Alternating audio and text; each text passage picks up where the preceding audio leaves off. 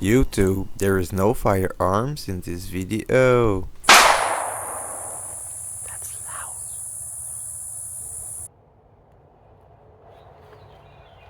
Step number 1 to a successful range day. Welcome back to the Low-Key Airgun YouTube channel. In this episode, I will be shooting this Beeman Chief II 2000 PSI version with the woodstock. This rifle is still unfired, but I did have to do a small breech deburring because it had a pretty bad burr and those O-rings are already weird looking. I'm not doing another take. So yeah, to make it short, this rifle made me notice that the breech not being that smooth might have caused a little bit of premature wear on the 3000 PSI version that I've been testing last year, and this might be why your probe O-ring is ripping off. Other than this, all I did is clean the barrel and we still have the factory slash out of the box tune. This helicopter is pretty loud. I will wait, I guess.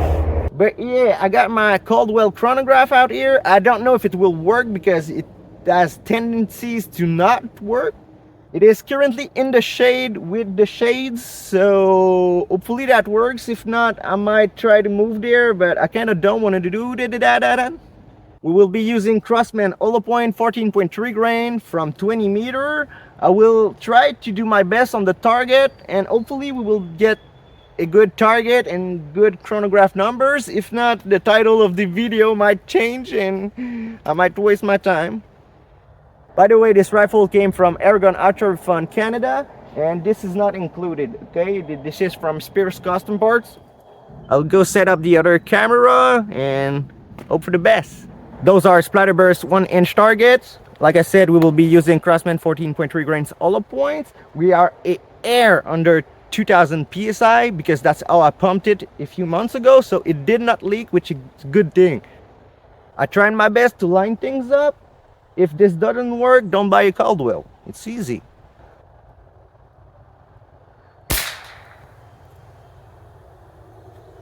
Was that on target?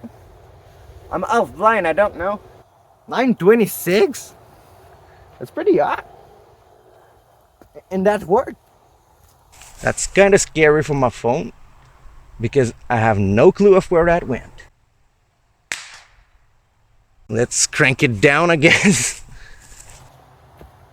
By the way, those have very nice adjustable triggers, but this one is not yet, and I can tell. It seemed almost maxed up, so I guess that could make sense.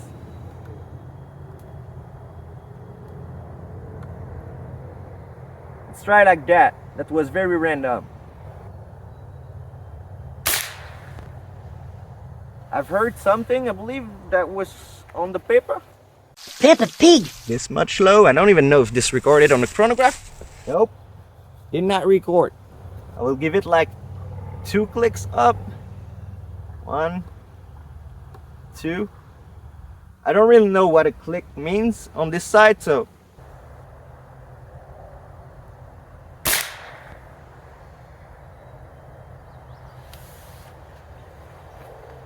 I should have brought binoculars and bought a different chronograph. Well, I guess we have the answers. 2 clicks equals to nothing. I did whatever because this is not really clicky or, you know.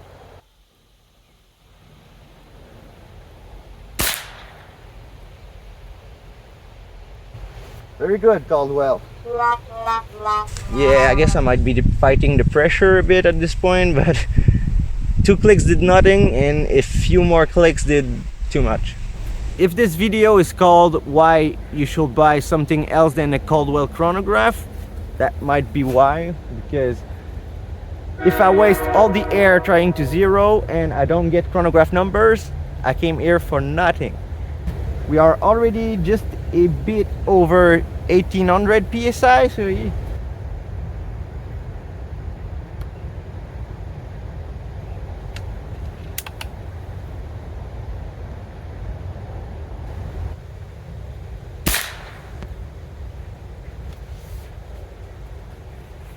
You kind of need tools for the left and right adjustments because I just snapped my nail in there. This is not the worst open sights ever, but not the best for sure. The adjustments are a bit and it is kind of big as a front post, I guess, or whatever, but they work fairly good.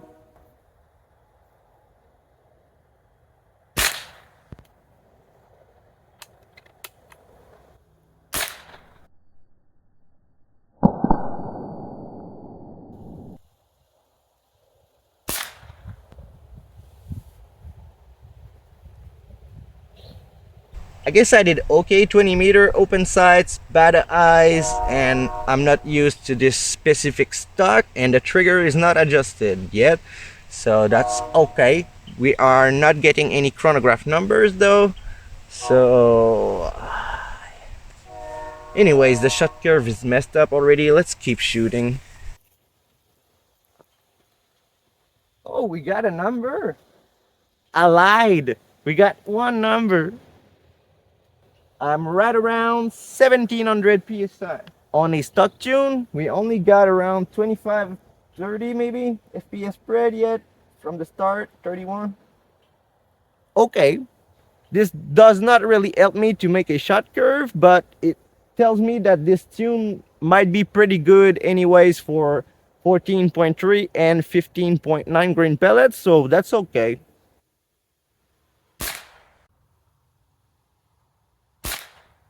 Just a air over 1600 psi. We got 886 FPS. I believe this one is more consistent than the 3000 psi one yet, so that might be an advantage if you don't plan on using a regulator. I'm not doing that good with the cheap pellets yet, but I'm also halfway blind and I barely can see that thing from 20 meter at this point, so make a donation if you want me to buy glasses. I'm just kidding. I will put a scope on it and I will not need to see ever again. We will start a different group right now just to see, but it was pretty damn consistent yet for the few shots that did record.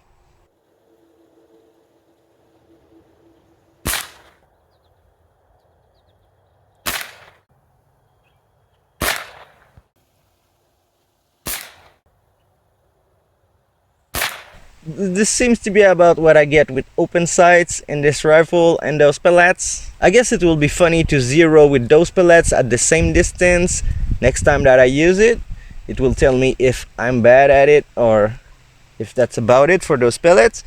We are just a bit over 1400 psi. They tell you to stop at 1500 on the 3000 psi version. I don't know if that's true for this one too. I just want to shoot 3 more shots. Thanks to Caldwell, we have no clue if it is still consistent at this pressure, but I will shoot 3 JSB 15.89 grains, and I just want to see if it will group better than the Crossmans with my bad eyes and open sights. Thank you to Splatterburst for making my life easier.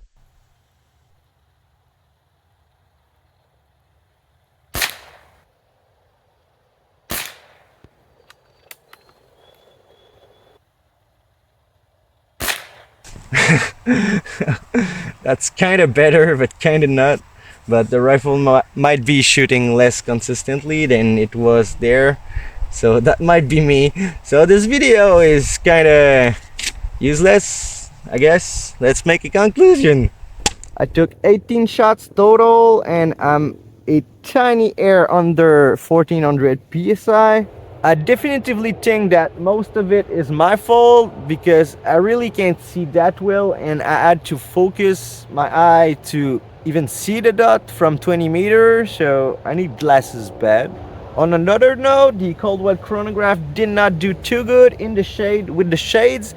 This specific chronograph is very finicky with lighting and lining up the barrels, so we did get a few numbers, but this is not the best chronograph to tune and shoot while you know, chronograph while you shoot, should I say. I had issues with it in the basement with not enough lighting. Here I believe the shade and leaves are the problem, and I might come back later to try it on this nice grass with a bunch of light, but you know, that's kind of annoying, especially if I fill it up, I come out here and it doesn't work. What was that? I wanted to try it anyways just because I need to save time. I want to get those reviews done. I want to get those rifles shooting good, tuned well, but I'm lacking time, so doing two things at once sounded nice, but we did not succeed. Next time I get this thing out, I will most likely put a scope on it, the one that I had on the other Beeman. We will have a better idea of the actual accuracy because I really can't see. I will also adjust the trigger because that's kind of bad, and that will help a lot too. But I like the feel of the wood stock too. It is a bit less beefy than the synthetic stock, which is kind of nice, honestly. The weight seems to be about the same, but it's a different feel. I am not sure of which one I will keep yet because I do like the sling studs on the synthetic version, but both are pretty good looking. A huge thank you to Airgun Archery Fund for giving me this opportunity. Make sure to subscribe and stay tuned to see me shoot this thing with a scope, adjusted trigger, and maybe knowing the shot curve. And I will see y'all in the next one. Thanks for watching, okay? Thank you. Thanks to the members. Thanks to everyone, okay? This channel will not be here without you, and I will not waste this much time.